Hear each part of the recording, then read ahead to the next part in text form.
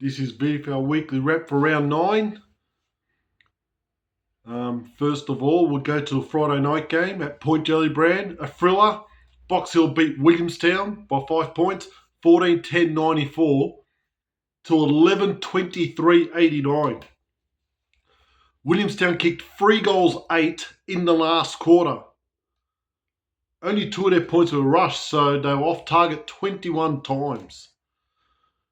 Now, former Willie player, Brody McLaughlin for Box Hill, he kicked 7 goals. What a kick in the teeth that is. Joel Fitzgerald for Williamstown, another outstanding game. 38 possessions, 9 tackles, 8 clearances. A disappointing loss for Williamstown. Box Hill have won 3 games by under 10 points this year and lost the game by under 10 points. They won with a kick after a siren the previous game, and now they snatched the win here as well. Amazing.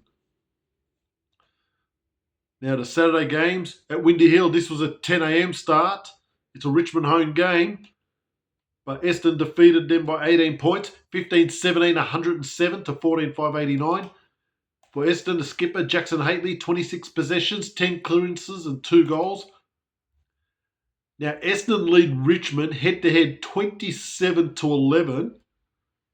Even more remarkably, Richmond had a 7-game winning streak against Essendon, but that's ended now. Now, a game at Cardinia Park saw 2 good teams there. Geelong beat Sydney by 14 points, 12-18-90 to 10-16-76. Both teams off target. Geelong smashed Sydney in clearances and inside 50s. Sydney kicked the first 5 goals of this match.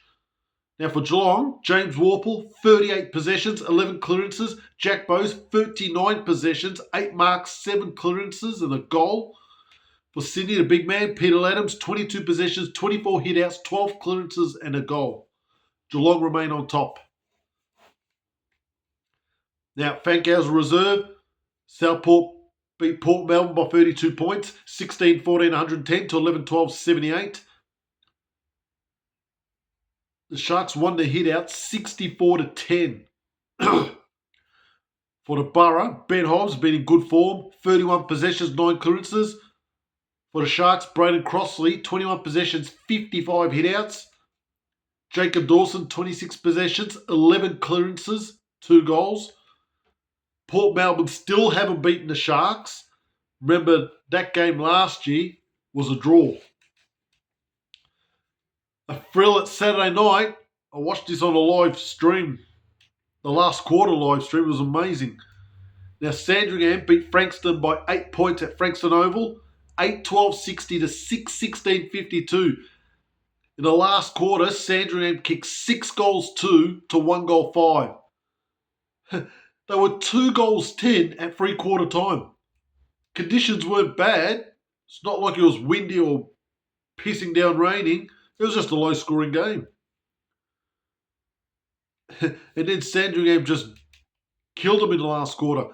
Frankston took 53 more marks. Frankston were in front for 97 minutes and Sandy were in front for only 10 minutes. Frankston were 22 points up, 8 minutes in the last quarter, and Sandringham kicked the last 5 goals. Amazing stuff. Sandy lead Frankston head-to-head now, 46-29. Sandringham end a 5-game losing streak. That loss by Frankston, that could cost them now.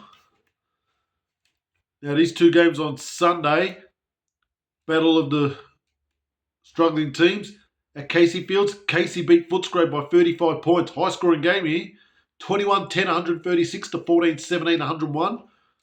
Both teams broke even in the 3rd quarter and the 4th quarter. Casey were 58 points up in the 2nd quarter. Somehow, Footscray got to within 9 points early in the last quarter. Then Casey kicked the last 4 goals. Now for Casey, Andy Moniz Wakefield, 31 possessions, 3 goals. He's been in great form this year. And for Footscray, the big man, Lachlan Smith, 25 possessions, 39 hitouts, 8 clearances and a goal. Much needed win for Casey. Their previous 2 games are lost by 20 goals and 8 goals. Footscray have lost 4 in a row. They are struggling. And a game in Sydney, Sunday night, saw GWS beat Brisbane by 30 points, 16,602 to 10,1272. GWS had 100 more possessions.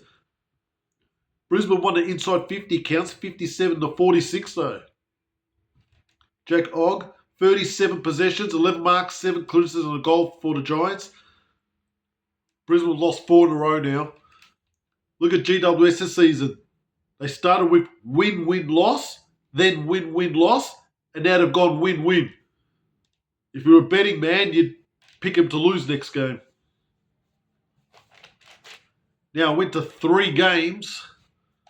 Before I do, I'll just subscribe to this channel. Kirk Gench, 8878. Now, Saturday, I went to Chirnside Park between Werribee and Collingwood. This was 11 a.m. start. Werribee got the chocolates, 31-point winners, 19-12, 126 to 14-11, 95. Werribee, 6 goals to 2 in the first quarter, 5 goals to 1 in the second quarter. Werribee were absolutely outstanding in the first half. Werribee still won the third quarter, 5 goals 5 to 5 goals 1, and Collingwood did well in the last quarter, 6 goals 4 to 3 goals 2. Major goal kickers for Werribee. Harry Maguire, best ever haul for him, 5 goals. Good to see him do well. Brady Wright kick free. Will Elliott and Lockie Charlson, 2 each. For Collingwood, Jack Bull's been good for him. He kicked free. Harvey Harrison, Jai Saxena and Xavier Ma each kicked 2 for the Pies. For Werribee, Charlie Lazaro's had an unbelievable year. 33 possessions, 7 tackles, 12 clearances. Jaden Pavlidis, 29 possessions, 13 marks. Don Brew, 26 possessions, 10 tackles and a goal. Louis Pinnock, 22 possessions, 12 marks and a goal. For Collingwood, Harvey Harrison with his 2 goals, he had 24 possessions. Tu Giath, 21 possessions, 9 marks, the defender. Now for Werribee, Zane Kieran became the 1,000th player to play for Werribee, so it's a big milestone in their history. I think his uncle actually played for him in 1985. Werribee, 16 more inside 50s, 51 more possessions, 15 more clearances, 63 more marks. They were 69 points ahead, 25 minutes in the third quarter, then Collingwood kicked 9 of the last 12 goals. It was a good crowd. Surprisingly, not much Collingwood fans there. The Werribee fans just showing up. It was wet underfoot. It was a morning kickoff. There was a bit of fog in that, and it just hit the ground. A lot of players slipping over. Ground in good condition. Very overcast. Not much wind there, so that wasn't a factor. Werribee in that first half were absolutely outstanding. They absolutely battered Collingwood from pillar to post. Collingwood had no answer at all. Werribee dominated the clearances. Their foot skills were excellent.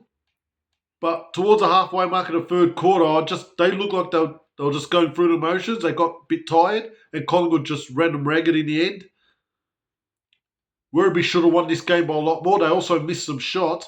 They were very good, but they just cannot put 4 quarters together. I think Collingwood's season's shot now. Good win for Werribee. They're back in it now. Collingwood still lead them head-to-head 13-12.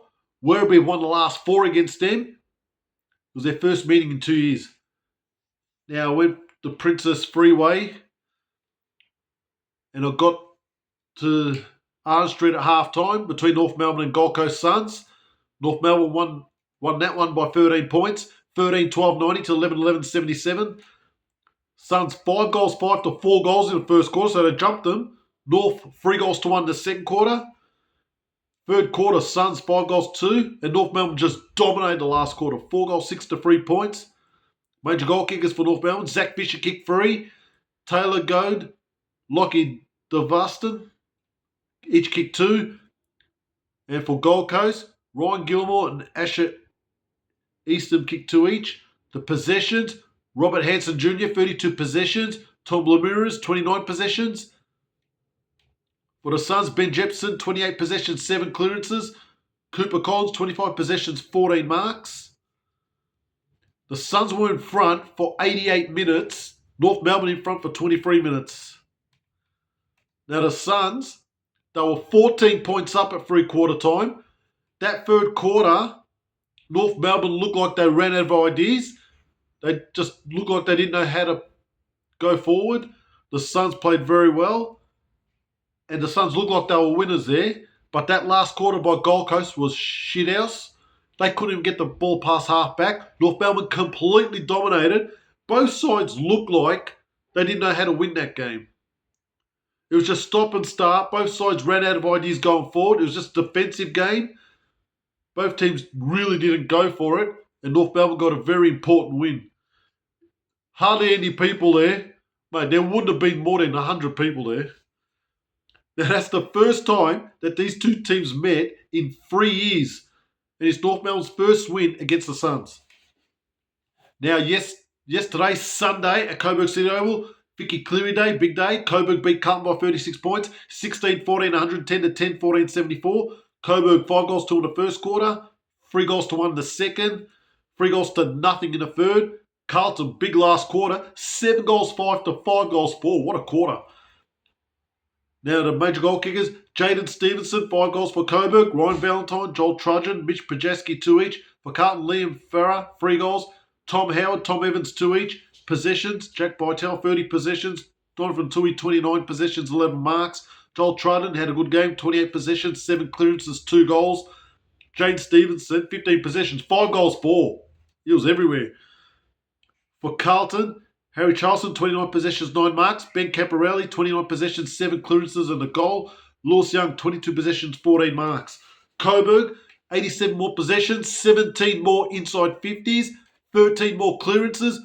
Both teams took over 100 marks. Coburg were unbelievable.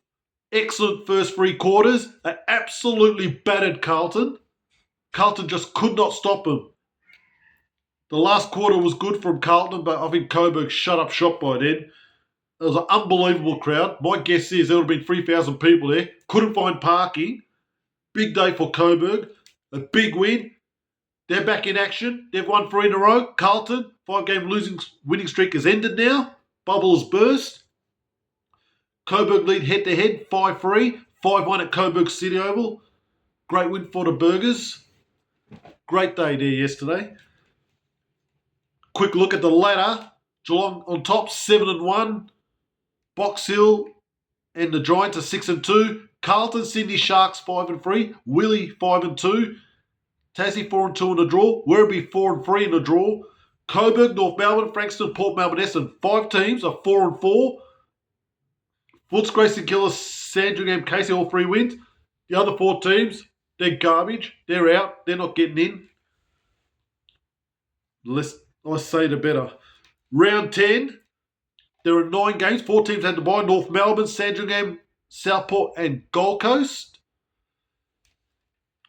Saturday, there are 4 games. Sydney play Richmond. Carlton play Geelong. St Kilda play Box Hill. Footscray play Collingwood. Don't know which game I'm going to hit because I'm going to hit rugby later on in the night. So I have to pick which one. Sunday, KCGWS. Brisbane play Frankston.